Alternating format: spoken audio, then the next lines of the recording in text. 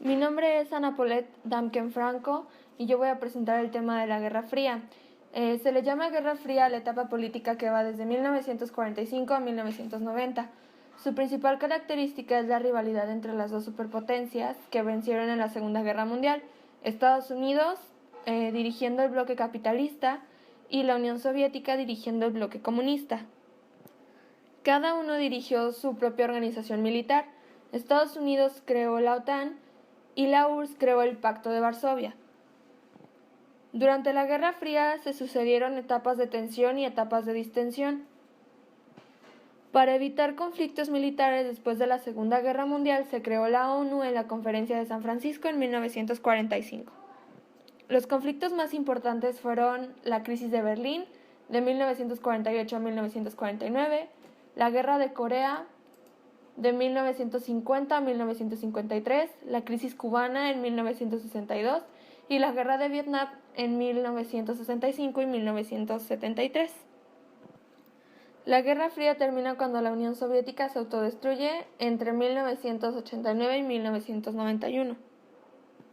El capitalismo consiste en un régimen de bases económicas en el cual la titularidad de los recursos de producción es de carácter privado y su principal representante es Adam Smith. En cambio, el socialismo es un sistema de organización social y económica que defiende la abolición de la propiedad privada para alcanzar una sociedad más justa, libre y solidaria. Sus principales representantes son Karl Marx y Friedrich Engels. En mi opinión, la Guerra Fría fue un periodo muy intenso, donde cualquier mínimo error podría ser fatal. Tenía que ser muy cuidadoso con lo que hacías y decías. Fue una gran prueba para la humanidad y en especial para las potencias mundiales. También gracias a esto se inventaron muchas cosas que hoy en día son muy útiles, como el Internet, entre muchas otras cosas.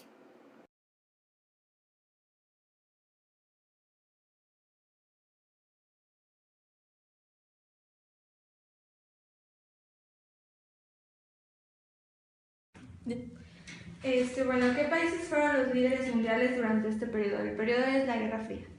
La Guerra Fría, sin lugar a dudas, las dos grandes potencias fueron Estados Unidos y lo que para entonces se llamaba la Unión Soviética.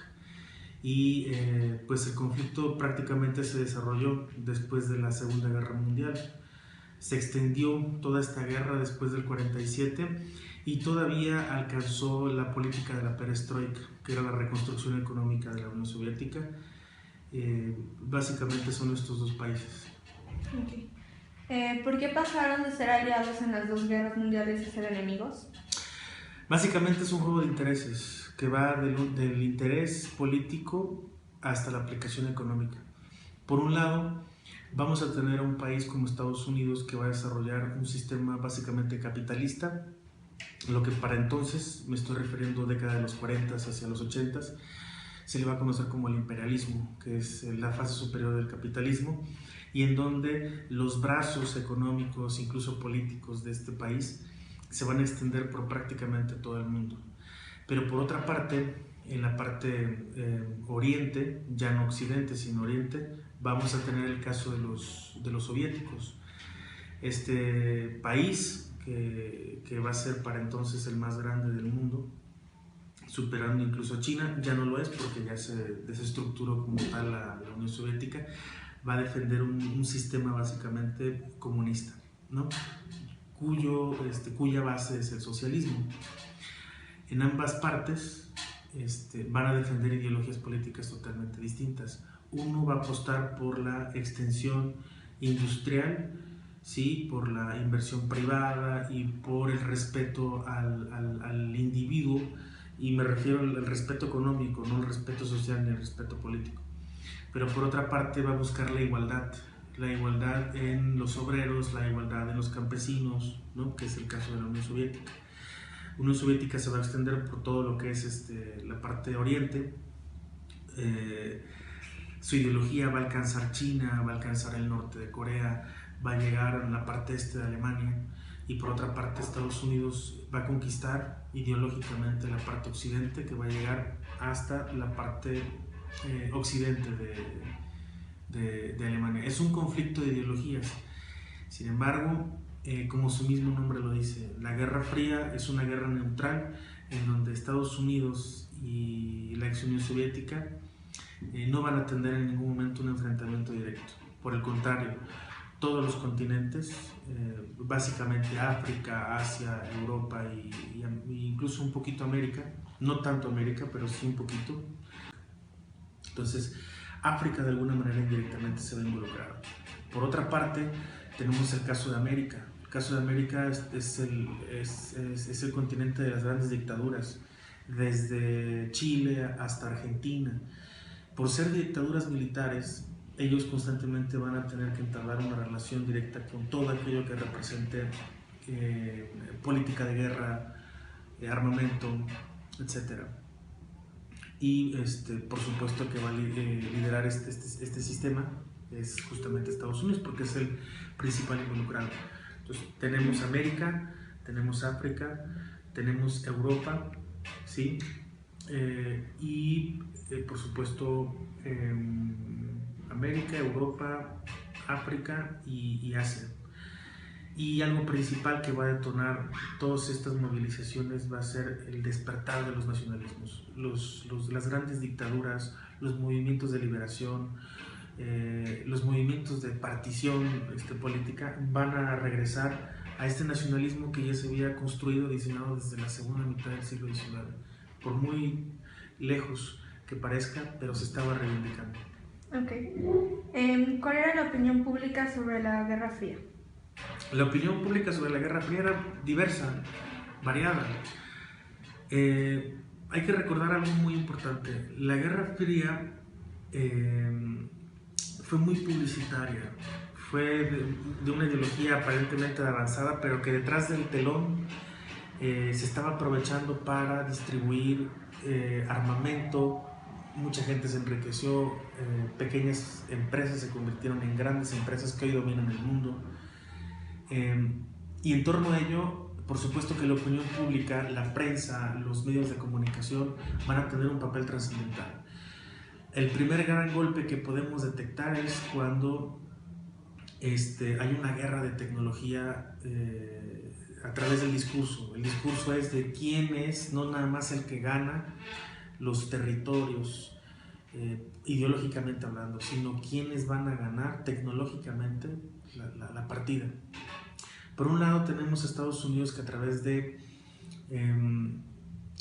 cine, a través de la prensa, están manejando a un país que es el gran protector del mundo. Es decir, todos aquellos países que se sienten involucrados y que se sienten hasta cierto punto descobijados por ser pobres, por estar involucrados en la misma guerra, Estados Unidos va a salir como el padre protector.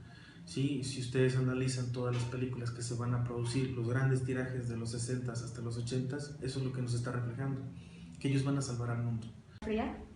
Híjoles, indirecta o directamente fue casi todo el mundo.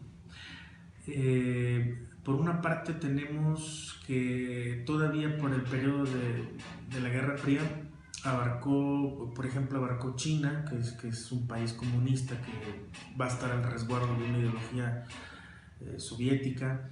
Va a estar la península indochina, por supuesto, todo lo que es desde Laos hasta Vietnam. Vietnam es el que va a sufrir porque después de que Estados Unidos decide atacar vía terrestre por una estrategia militar, pues el primer país que va a sucumbir es Vietnam.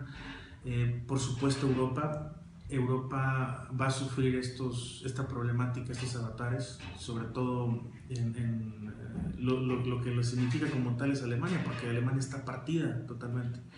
La parte que le corresponde al sistema capitalista, la parte que le corresponde al sistema comunista. Esto que va a sufrir no va a parar hasta 1989, que es la caída del muro de Berlín. Por otra parte, también los países africanos, todo lo que es Mozambique, Etiopía, estos países que están en plena revuelta, en plena revolución, las grandes independencias del continente africano se van a dejar venir hasta la década de los 70. Y por tal motivo, como no es un continente, todavía no lo es, no es un continente proveedor preocupado por la industrialización del armamento, de la tecnología y demás, ellos al mismo tiempo le van a comprar a través de otros favores este tipo de herramientas para la guerra o de instrumentos de guerra a países justamente como el caso de la Unión Soviética. Entonces, África de alguna manera indirectamente se ve involucrada. Por otra parte, tenemos el caso de América. El caso de América es el continente de las grandes dictaduras, desde Chile hasta Argentina. Por ser dictaduras militares, ellos constantemente van a tener que entablar una relación directa con todo aquello que represente política de guerra, armamento, etc. Y por supuesto que va a liderar este sistema es justamente Estados Unidos, porque es el principal involucrado. Entonces tenemos América, tenemos África, tenemos Europa, ¿sí?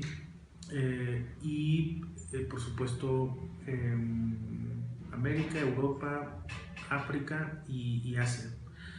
Y algo principal que va a detonar todas estas movilizaciones va a ser el despertar de los nacionalismos, las grandes dictaduras, los movimientos de liberación, los movimientos de partición.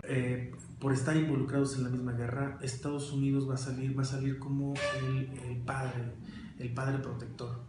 ¿Sí? Si ustedes analizan todas las películas que se van a producir, los grandes tirajes de los 60 hasta los 80, eso es lo que nos está reflejando, que ellos van a salvar al mundo. La prensa, por otra parte, está reflejando también el hecho de que están atravesando en ese momento por un crecimiento tecnológico y científico indispensable. No por algo tenemos la gran propaganda que se lanzó cuando aparentemente el hombre pisó la luna, ¿no? Y esto fue gracias a los norteamericanos. Y fue un sistema de competencia porque años atrás ya se había lanzado el Sputnik, los rusos ya lo habían lanzado, todavía Unión Soviética. Por otra parte, los soviéticos estaban apostando más en la cuestión de la opinión pública, más a la cuestión social. Es decir, ellos estaban con la firme intención de que para que el hombre llegara al éxito, no al progreso, era necesario que se convenciera de que todos teníamos que ser iguales, de que todos podíamos llegar a través del colectivo, de los bienes de comunidad, etcétera, etcétera. Todo esto que conjuntaba a las personas y que realmente los hacía verdaderos grupos sociales, verdaderos grupos humanos, podían llegar a un estado superior. Muchos copiaron este modelo. Algunos, por ejemplo, incluso hasta lo revolucionaron, como fue el caso de la Revolución Cultural China, que hasta 1975 logró tener un éxito muy importante. Por ejemplo, el hecho de que los grandes estudiantes, los hombres que tenían para entonces el conocimiento, fueron lanzados a las comunidades rurales para que llevaran la ciencia, la tecnología, incluso revolucionaran la misma tradición, para que los hombres del campo pudieran tener hasta cierto punto un progreso, si así se le quiere llamar. Por otra parte, en América Latina es curioso porque había opiniones diversas, ¿no? Tenemos el caso de lo que pasa en las Antillas, en lo que pasa en los Caribes, con Cuba, que es un país que ya está adscrito a la revolución socialista desde 1959 con Fidel Castro, y que tiene una participación muy importante. Él directamente hace nexos políticos con la Unión Soviética y va a ser el portavoz en América de la ideología, de la política que representa para entonces la Unión Soviética. Por tal motivo, la prensa, la opinión pública está básicamente encaminada a decir que lo más importante es guardar la diplomacia, guardar los vínculos. México, por su parte, también está posicionado, porque hay que recordar que previamente, con los gobiernos de Lázaro Cárdenas y Ávila Camacho, ya México había arropado a una gran a través de las revistas. Entonces estamos hablando de que van a apoyar hasta cierto punto esta posición del socialismo. Hoy en día lo vemos un poco lejano y al mismo tiempo lo vemos como hasta muy de aquellos tiempos, como si fuera algo muy antiguo, lo que ya pasó. Sin embargo, para esa época fue la gran sensación, el hecho de que las dos grandes potencias, las dos grandes triunfadoras hasta cierto punto de la Segunda Guerra Mundial, desde ser aliados se convirtieran ahora en enemigos, era algo grandioso. Pero vuelvo a insistir, detrás de este discurso, en realidad estos países nunca se pelearon directamente. Y por otra parte, en la prensa europea pues había una preocupación muy particular, porque era el hecho de poderse reivindicar. Lo que menos quería, por supuesto, era una tercera guerra mundial, que así se le denominó a la Guerra Fría. Ok, y una última pregunta. ¿Con qué tipo de armamento contaban las dos grandes potencias? Las dos grandes potencias lideraban la punta de la tecnología en armamento en sus respectivos rubros. Por un lado, eran básicamente tres: la aérea, la marítima y la terrestre.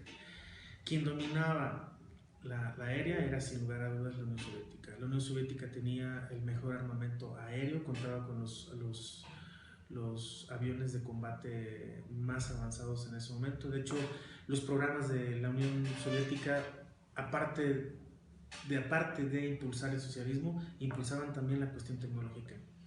Era indispensable aplicar la tecnología a todos los campos. Obviamente que uno de ellos tenía que ser a la guerra. En este caso pues era la aérea.